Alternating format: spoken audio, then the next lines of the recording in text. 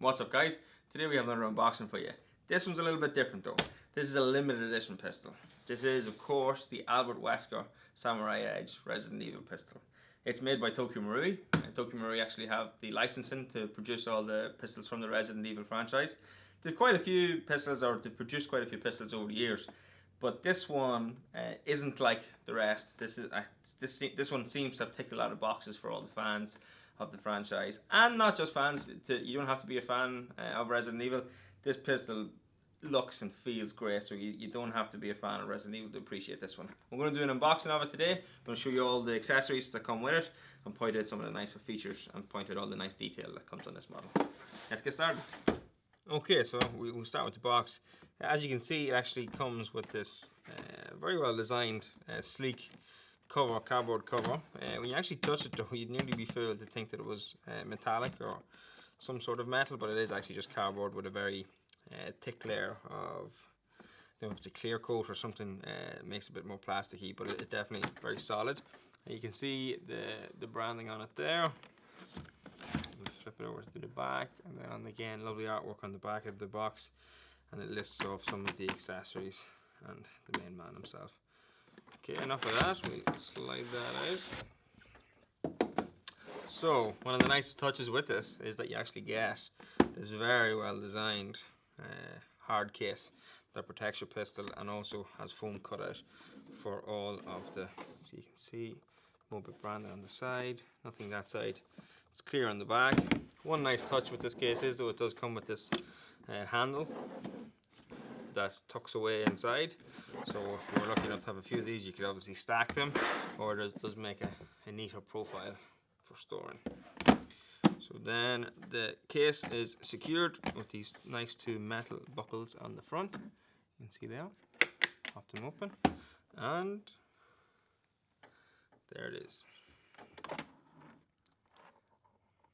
Very sleek. So the kind of eggshell style foam up on the top, then it does have this hard, it looks like it's laser cut foam on the bottom. So there's the pistol. We're going to leave the pistol aside for a minute. We're going to start with accessories. You obviously get the standard M9 Tokyo Marui mag. Comes in chrome to match the pistol. You do get a little box of tricks. Unlike most other pistols, you just put these aside. You do want to check these out, because inside you get, this is a little adapter. This is actually for your Riz mount on the front. If you don't want the protrusion of the tread, if you just want to rocket your pistol without the suppressor, you can just install this and remove the threaded portion of the front. It just makes it nice and sleek. It does actually include some LR44 batteries. This is for the light unit. A nice wee touch to actually include them. The eagerly sought after sample of Marui BBs. And you should get also then your little magazine followers then as well. So that's it. We move on to the Riz accessory with the threaded front on the front, or threaded piece to the front for your suppressor. It slides down over the torch, and the part of note on this is the lock, which makes it extremely easy to pop in and pop on or pop off of your pistol. With everything, with the suppressor on, the light unit on, this can be put on and off the pistol in a matter of seconds. We're using this nice lock system. Move on to the torch unit. There is a pretend red dot here for a laser. It doesn't have a laser, but it does have quite a bright wee torch unit. The back of the battery compartment at the rear is accessed by this push button here at the back. And you just clip it shut. One downside to this, we'll show it to you when we assemble it, is the Allen key. It's not so easy to get on and off, but we'll come to that in a moment. And what makes the pistol, in my opinion, is this lovely mock suppressor. There's also a very clever mechanism for putting this on and off the Riz unit. So that's also there. We have the pistol itself. Feels heavier than the standard M9.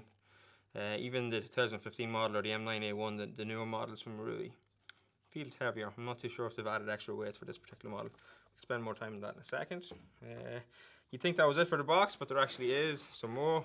You pull this little tab, it lifts up your foam. You get your manual. the usual stuff in it. You then also get an extra piece of promotional or promo material that runs over the special features that's on this particular model. It is primarily in Japanese, if not all in Japanese, but it does run through the different configurations and stuff that you can have with the pistol. And then again, the wee man at the back. You also get then the usual plugs. You actually get 2 plugs. You get one for the standard pistol, and then also I assume the longer one is for your suppressor. Then you also get the Allen keys that will be needed for fitting the light unit. Okay, we'll get this tidied up and then we move on to the pistol. Okay, so actually moving on to the pistol. The first thing I noticed was the weight. I'm not sure if it is actually heavier than the standard M9A1 or the 2015 model, but it definitely does feel it. I would imagine they have added weight either in the pistol grips or to something like that.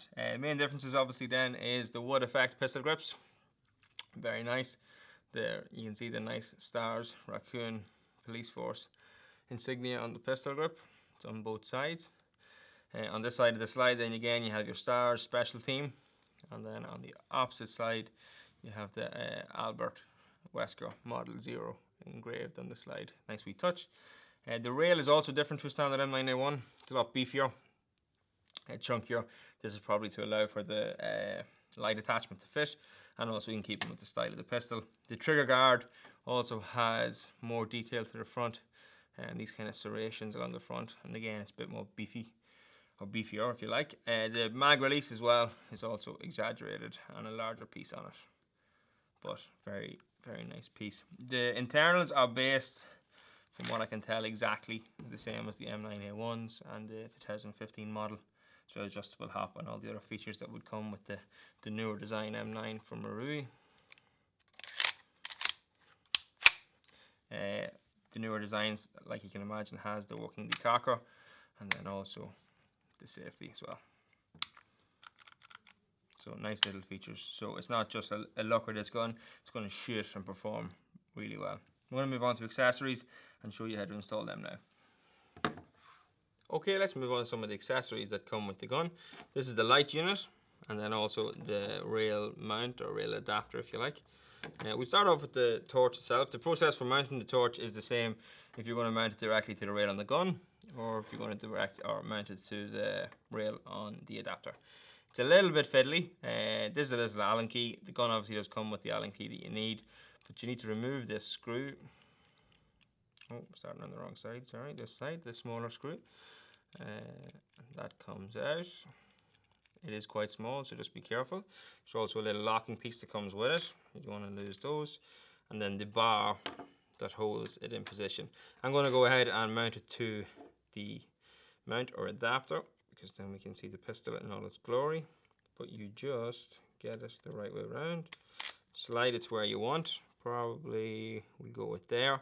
You do have the option of picking wherever you want to have it. If you want to have it slightly more to the front on the gun or to the rear. But you slide the bar through, then flip it over. You drop the opposing piece, then the little hole, go find the little screw. As you can tell, this is a little bit fiddly. A quick release probably would have been nice, similar to what's actually on the mount itself, but in a moment you'll see it probably isn't too neat. As long as you're going to use all the components together, there's probably not much need. But that's it on, lovely and solid too. It's not coming off. And then we move on to the mount or the adapter that it's actually mounted to. How this attaches to the gun is a lot simpler and probably a better design. That's probably what they were thinking to begin with. So how that goes on, you can see the little grooves here, and they're going to correspond with the rail on the bottom of the gun. So you just line those two things up. Actually, let me get a bit better grip of the pistol. You line those two pieces up, and it simply slides down in. And then just here, you can see there's a little lock. So you just click it back, and that is everything solid onto the pistol. Torch is a little bit fiddly, but the mount or adapter does make up for that. Makes it a far neater process. Just slide the lock off to the forward, and it comes off. Nice and easy. Okay, so moving on now to the last accessory. This is the mock suppressor that comes with the gun, and in my opinion this really sets the gun off and finishes it off nicely. It's kind of got this kind of octagonal shape to the front of it. It's also fully metal, so it adds a nice bit of heft and feel to the pistol. It's got a clever design to attach to the threaded barrel at the front. There's a little piece at the back, little portion here that can be popped down. What you do then is you thread it on like any other suppressor. It threads away, but it does get to a point where it no longer will thread. So it just spins, but it actually doesn't go anywhere. But once you get it to that position, all you have to do then is press it on, it's spring loaded, and then re-engage the lock. Very cleverly designed, and what that allows then is a very flush seam and a very snug fit. Really looks well, and as you can see, it really sets off the pistol in my opinion. Definitely makes it pop. To remove it, it's the exact same process. You just pop it down, springs back forward, and then you unwind. That's it off. So very easy to put on and off. What I'll show you though, what I plan on doing with my particular model is, once I have it on, gauge on, when I want to remove stuff, I don't know if I'm going to bother actually with that clever system. I'm just going to use this lock here at the front, if I can get it now, and then just slide everything off in one fell swoop. If I can have it in one hand, pop it back on, gauge the lock, and the pistol is back. So you have a couple of different ways of doing it.